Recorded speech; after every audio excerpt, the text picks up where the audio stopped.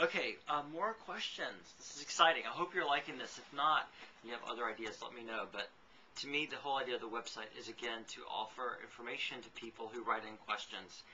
And this seems to work pretty good as far as time is concerned.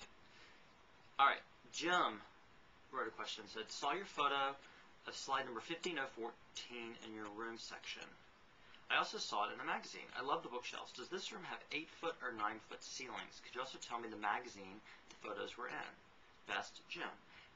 The room actually has 8-foot ceilings.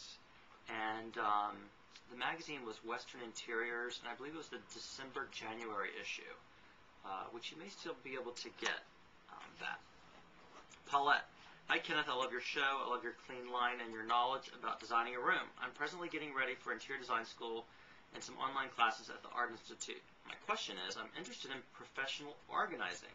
How do I freelance myself to interior design companies? I love to decorate and declutter. Being that you're my mentor, I will wait for your response. Thank you, Paulette. Design and decluttering go hand in hand, because a lot of times you can create the most beautiful design and the client moves their stuff in and there's nowhere for it. So you always have to think as a designer where all the pieces that the homeowner's keeping are going to end up. I say the best bet for you is to put together a little postcard or meet with designers and say, listen, I can make your life easier at the installation process, because while you're overseeing the drapes installed, the carpets delivered, the furniture put in place, I can be there to help declutter all the homeowner stuff and put it away where it needs to be. Because it's that point that's so stressful for homeowners, and anyone there to help the designer stay creative is a great way for you to get your foot in the door. So I hope that works. I've worked with a few in my life, and they're awesome. They're just the best. All right, LaDonna, she wrote in, Kenneth, I'm trying to explore my colorful side with redecorating my house. I'm trying to get ideas and thoughts on my progress. The living room and great room are painted very earthy green. The foyer and the hall are now golden yellow. We put in hardwood floor throughout these areas. Now I need help accenting with decor. Our kitchen is attached to these rooms, and we're thinking of painting it clay red. Is this too much color? And do I need to accent every room with green, yellow, and red to make it flow better? I know this is probably stupid, and you're thinking, first off, you need to tone down the color, right? Please help. I really want my house to look awesome and not sure how to get it there. It's not a stupid question, because I think color is everybody's most difficult thing to overcome. And we always think that if we love color, instantly that means put it on the walls. And a lot of times that's not the answer. If you love to experiment with color, think about other ways to bring in color. Pillows, art, throws, lamps, furniture. There's a zillion ways to bring in color besides painting. But since you've already painted your room earthy green and golden yellow, I think you're safe, but stop there. Do not paint your kitchen clay red. It's going to feel like a circus.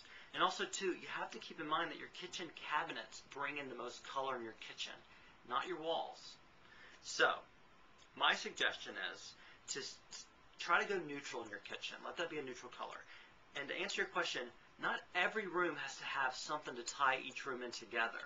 However, you want to think about, if you're going to accent in each room, how you're going to do it. So if we're in your great room where you have earthy green, and you want to bring in yellow, bring it in a way that's not going to fight the green. It should be in small doses like pillows. And if you're doing the golden yellow in the foyer and the hall, you don't have a lot of places to do accenting or to bring in accent colors. So think about wall art. And moving forward, the lesson here is walls become our backdrop, which allow everything inside to bring in the color. And so the continuity of a house is often the main color you find throughout the rooms. And the rooms gain personality through their own color palette, through the things you add on as layers, window treatments, fabrics, rugs, accessories. So I hope that helps you, LaDonna. Sham writes in, I love your style. There's a certain look I'm going for, and I'm trying really hard to obtain it, but I'm hung up. I love dark chocolate walnut flooring that you've used in picture number 1113, but the only issue I have is I have dogs. Therefore, I have to get laminate flooring. I can't find this color anywhere. Do you have suggestions? The darker the better. What about a clay muddy color to go with the dark flooring? Or should I just go with travertine flooring and have my walls painted chocolate? I need your help. I'm frustrated. Thanks for taking the time. I really appreciate it. All right, well, first of all, the floors you're talking about were pre-engineered, pre-finished wood flooring that dogs lived in, or lived in the space. And the way it worked is we had them lightly distressed so that any clawing or scratching the dogs caused just added to the distress and you couldn't see.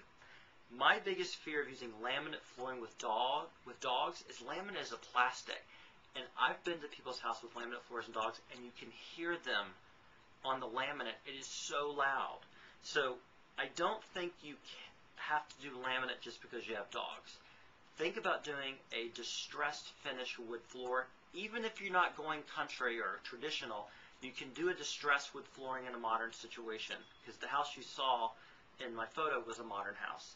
And we distressed it because there were dogs going to live there. But the dark ebony helped to sort of make it all disappear. So I would go that route. I wouldn't go travertine flooring with dogs. It's too porous. It's a mess. Hope that helps. Thanks, Shannon.